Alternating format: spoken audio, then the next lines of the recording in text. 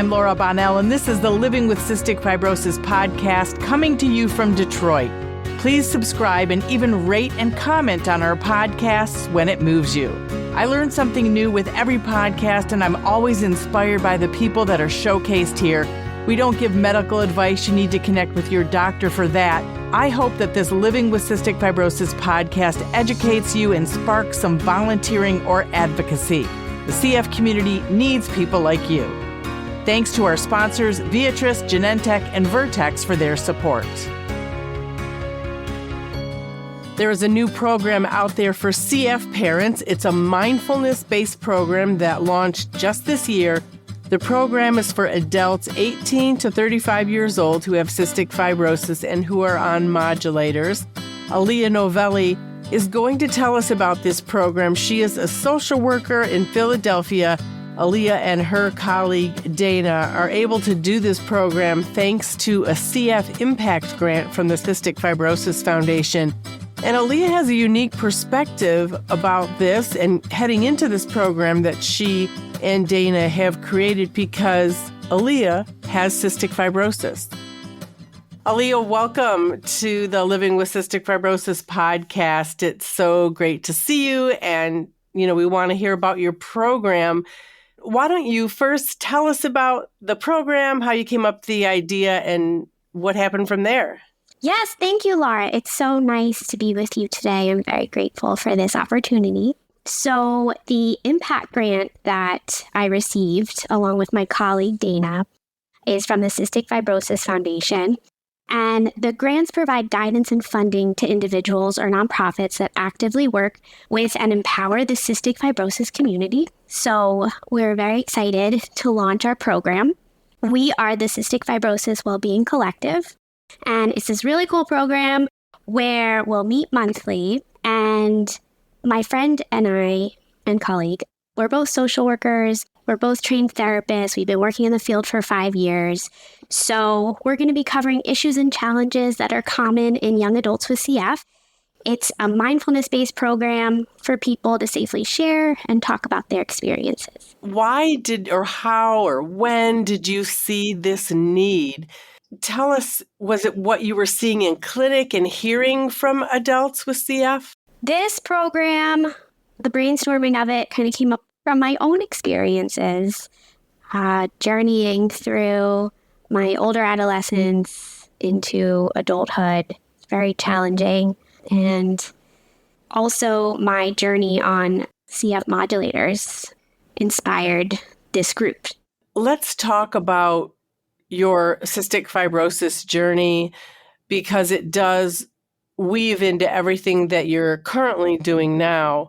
Those experiences that you were talking about, what were you going through that kind of led you to where you are now? I was diagnosed at birth. I've been living with CF my whole life. I'm 34 years old now. I was a teen and older adolescent and going through my 20s without a modulator. I was having existential realities of living with a chronic progressive disease. I was having some disease progression. I was navigating relationships and employment and all of those adult things while having the progression of the disease. And then this modulator comes out and my health took a 180 for the better, completely stabilized. And so with that came new challenges of figuring out how to live in this life. So I kind of wanted to come up with a way to support others who might be experiencing this new transition, this new terrain with this disease. And when you say new challenges, is it the thought about buying a house in the future or having the right, financial stability and things like that? What things were you thinking about?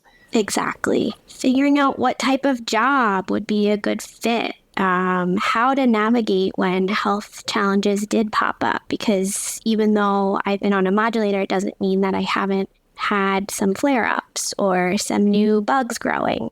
I think in this group, we're going to be looking at our lives holistically, the past, present, and future, putting together a life narrative. We're going to be defining personal and professional goals. We're going to be developing ways to embrace change and balance in different aspects of life. I think, too, you're in a unique position because you're a social worker with cystic fibrosis, and you will be able to understand exactly what the people in your group are talking about, and you'll be able to share, I would think, in this group, in this program. Is that correct? Yeah, the mindfulness piece of this program is really to just be with what's coming up in the day-to-day, in the months. There's going to be a workbook that's going to kind of push each other and keep the group focused. We're going to send out a kit, a well-being kit with grounding tools and activities that'll guide us when we meet monthly. So we'll be living together and experiencing life for 6 months, and we'll see what comes out of it. Do you kind of consider this a pilot program since you're doing it from 6 months, from January to July, and then you're kind of going to go from there? Exactly, yeah. So this is our first group, but as part of the collective, we want to grow and serve other populations within the CF community and weave in other areas to focus on and other ways to support each other. That sounds wonderful. And starting back kind of from the beginning, so you get this impact grant, and this allows you kind of to start the program and have 2 social workers in this group. And then there are many things I wanted to go over that I saw, that you were stating about what this program is about. It's learning and applying mindfulness skills. So tell us about that first step of this group. Mindfulness is really just to feel into what's coming up in the moment, to not shy away from those feelings, to really experience them in our bodies, and to be in a supportive and safe space to do that. There's nothing really clinical about that. This isn't a clinical group. But we also might incorporate some like mindful meditation into it as a grounding tool. So there's lots of different coping tools and stuff that my colleague and I have drawn from in our own work with clients. And so the idea is to just create that rapport, that safety, that connection, to really get to know one another and meet each other where we're all at, wherever that may be. Right. And there is such a need for it. And then you were talking about increasing the emotional well-being. Is this something that you're thinking and hoping to do over the 6 months? Is that the plan for that step? Yes. And, if we're finding like that maybe someone might need some additional support, some more long-term support, we would definitely try to connect them to a therapist or to some sort of resource that would help them more long-term. Mm-hmm. My experience was my ability to tolerate frustration of living as an adult in this world, in this society. I'm from Philadelphia. I live in America, and it's not easy right now, working, trying to make money, trying to meet your basic needs. It's not easy. And as somebody who has health challenges, it's especially not easy with insurance barriers and stuff like that. So while I did a lot of work in therapy and in my own spiritual journey on how to kind of grapple with the existential realities of living this challenging life with a disease that progresses, the other things in life were not necessarily easy for me to tolerate. Getting stuck in traffic on my commute to work, I would have maybe like a total meltdown. Like there were just things, especially transitioning out of quarantine during a pandemic. It was a very difficult time because like who had time for that when you're thinking about your ultimate end in life as a 20-something-year-old? So yeah, figuring out how to tolerate these frustrations and these stressors and how to manage stress. That's a really good point too, because what you can handle or what's happening does come differently. I mean, just as a parent of daughters with cystic fibrosis, you think, oh, the little things don't matter or don't let the little things get you. But it is sometimes those little things like getting stuck in traffic or having someone be like just rude on the phone or not smile back to you. It's like, is it that hard? Like, we're living with so much. Could you just not smile back at somebody? Yeah. So I totally get that. It is the little things. Sometimes you just want someone to just smile back at you or just, be nice and thoughtful. So that is a really good point. And I'm glad you mentioned that. And I would think from the time that this mindfulness group starts to when it ends, I think you're going to see such a transformation, right? In the people who are in the group. I mean, I'm sure that's your hope. Yeah, I hope that we create some community, some fellowship, some deeper understanding, maybe some healing, maybe some new insights.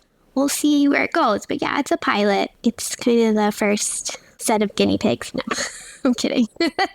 No, but that is wonderful. And I'm sure you're going to learn so much. And like I always say, that my foundation is my therapy. And I learned so much from talking to people like you on my podcast. I think we always learn so much, even if we started the group or whatever it is. We're probably learning more from other people, right? If we're listening. Yeah, or maybe something they say could generate something you never even thought about and be an opening to explore that more using the workbook or the tools that we have. Tell us about another point that you mentioned, exploring identity, especially the impact of CF and the introduction of modulators on your identity, something you touched about in the beginning. I think that so much of what shaped my identity has been CF. It's not always been out in the open. I didn't always lead with that. I don't know if I've ever led with that. And especially in my mid-20s with disease progression, and I was very sick, and I was on IVs on and off monthly and in and out of the hospital, and it became so much a part of my identity. It was like my work, my job was to take care of my health.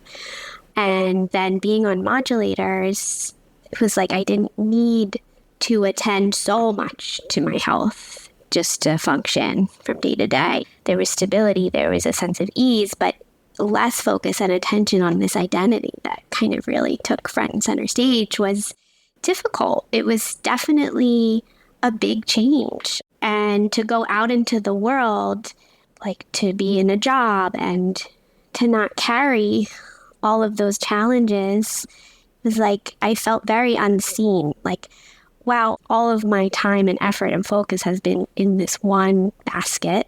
And then I'm out in the world and it was hard. It was hard to kind of grapple with that. I don't know if this makes any sense. I know that there is an invisibility factor with CF. Mm-hmm. I don't look sick, but I kind of got to a point where I was more outwardly, like I was more sick, like you could see I was thin, I was coughing, I was, struggling. And so to be in these jobs and, just this other part of my life, this other part of my world was just so invisible. It was a challenge. I just had a question and a thought. Like, are you in the CF clinics? Oh, so I am not in CF clinics. I'm not affiliated with any hospital. I have actually not worked specifically with the CF population before.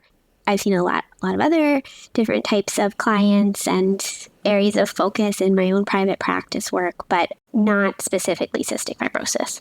But I've been a part of different programs that have also been funded by a CFF impact grant, and I'm part of the patient advisory board at my clinic. No, I was just curious if you were in the hospital working directly with patients, but you're doing your own private thing. And then this is something where you're going to get patients from in your community. So for outreach, the CF Foundation does promote the impact grant programs to different CF centers across the country. I have shared this information with the friends I have made in the CF community. Some of them live in Canada and across various states. in the U.S., but it's really the CFF does a portion of the outreach for their grant programs that they're funding. And then we're kind of doing some more targeted outreach to generate some participation for this first group. Okay, great. And Diane, is that the person, the other social worker with you? Oh, Dana. Dana, okay. Dana. So where is she from? Is she also in Philadelphia? She lives in New Jersey. Okay. And she and I met in grad school. We went to the University of Pennsylvania School of Social Policy and Practice, and she's been a clinician in the field. We've both been working for 5+ years in the field. Yeah, and we became really good friends in grad school. And that's nice that you can do this program together because I assume it'll be on Zoom.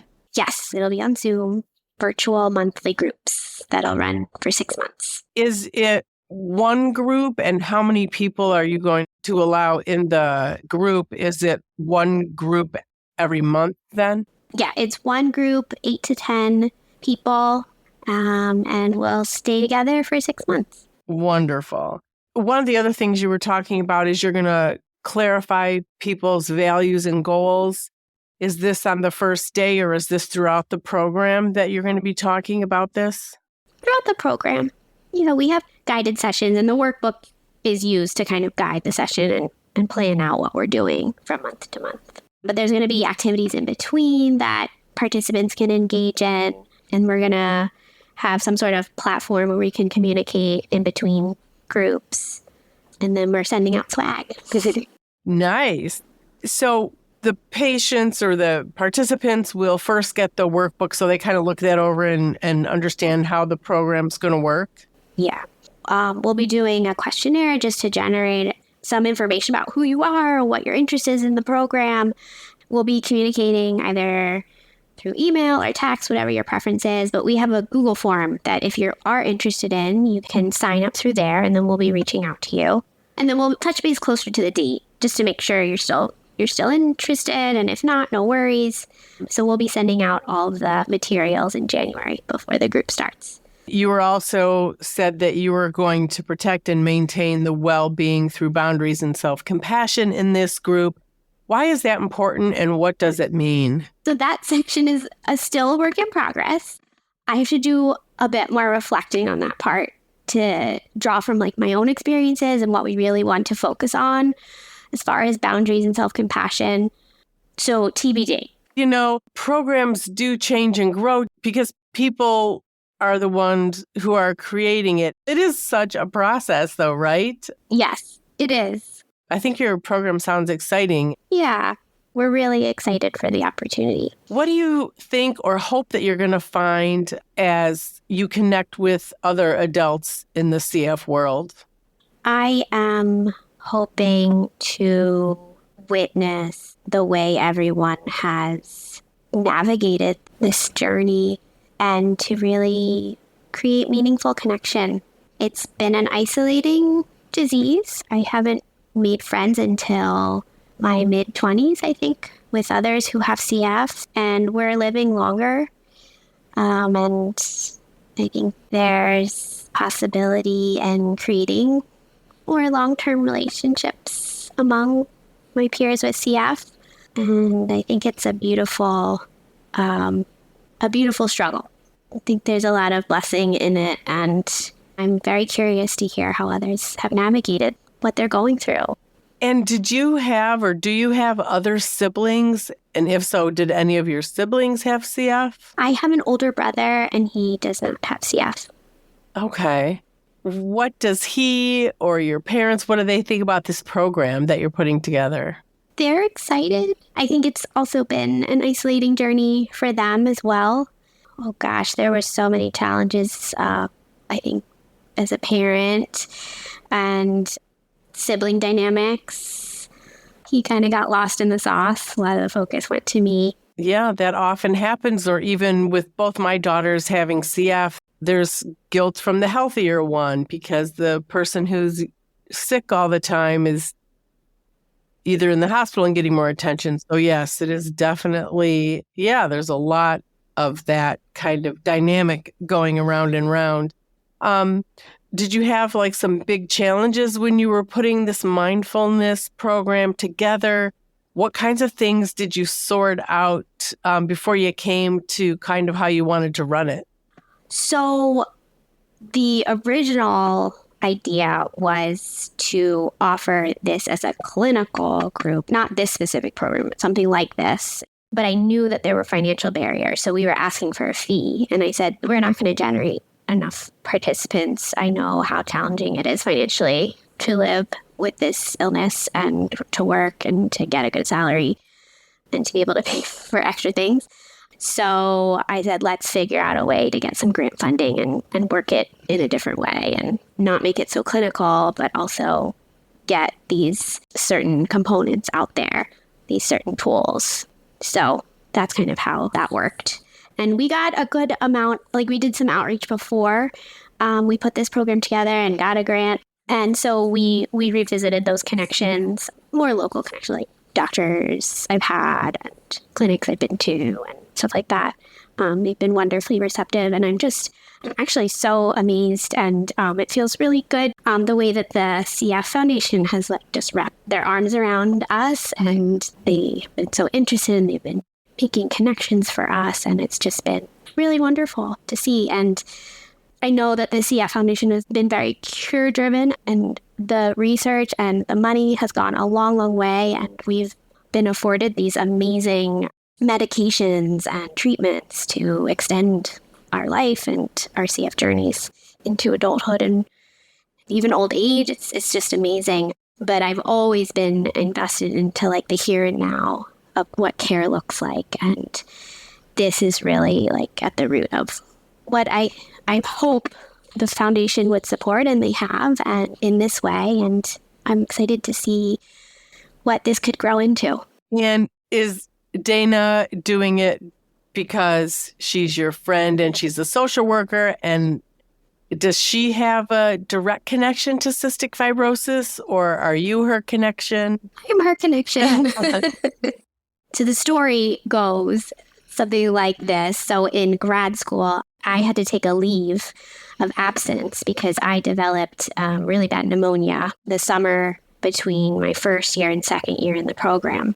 I was going full time when I started, and it was a lot. And I got really, really sick in the summer. And I took a leave because I had this pneumonia and I wasn't responding to treatment. And finally, some cocktail of medications worked, and I went to pulmonary rehab afterwards. So I took about 6 months to recover from the pneumonia. And then I went back to grad school part-time. She continued full-time and graduated before me. So I finished up the program in 3.5 years, where I was originally hoping to go full-time and do it in 2 years. So she's a little bit further along than me. She's gotten her clinical license and been working in the field a bit longer. So my journey's been a little bit slower, but that's how it goes with CF.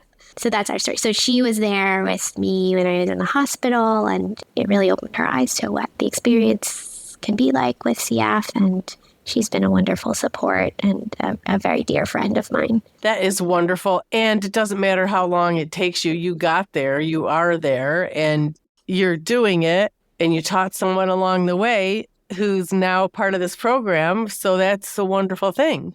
Yeah, it really is. It means a lot to me. Yeah, but so hard. I mean, and that's one of those, to say it's a hiccup doesn't even do it justice. It's such a, really put your life on hold, sort of, switches your direction, which you have no control over. I know that's hard. But I'm glad you are where you are.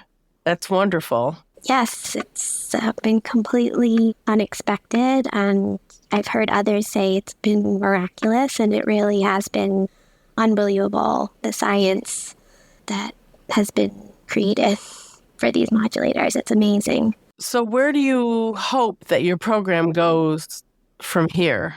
I hope that we can grow to support a wide range of different struggles and challenges and unique experiences within the population of CF. And I really like to see the CF Foundation take that on too. I think if they created a space for this, like in their foundation, that would be amazing. So not just like impact grant level, but like greater than that, because it's a big component. And adulthood in CF is a newer territory. Mm-hmm.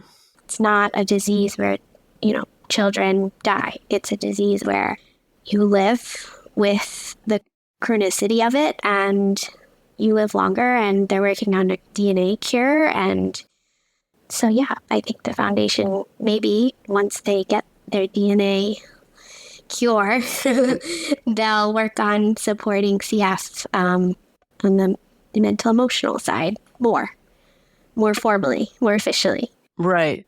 Yes. It is so helpful when the biggest organization that we have, if they lead by doing that or enhance what we're already doing in smaller foundations and organizations like yourself. So I agree. I think that's a great idea.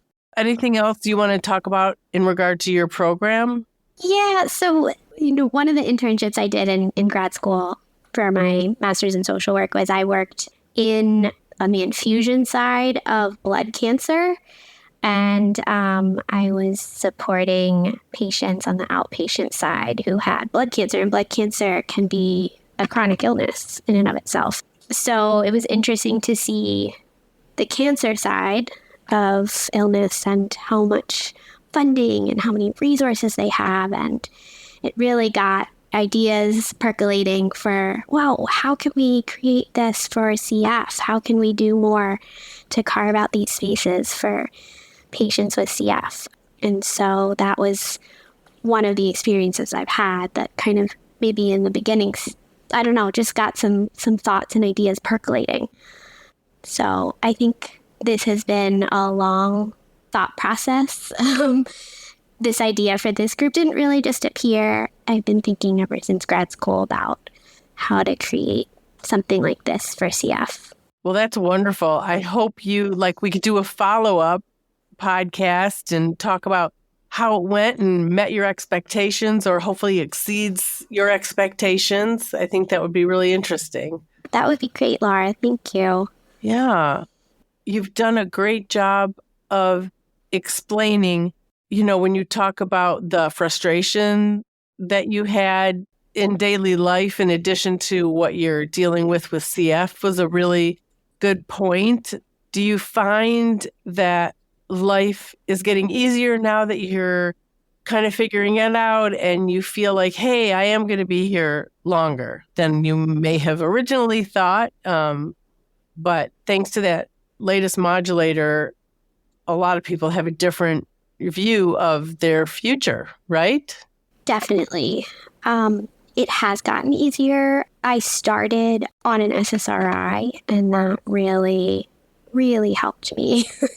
I did not know how much it would help me, but I definitely had a lot of anxiety and depression, and it was affecting my day to day. And this really just has helped me be able to regulate more.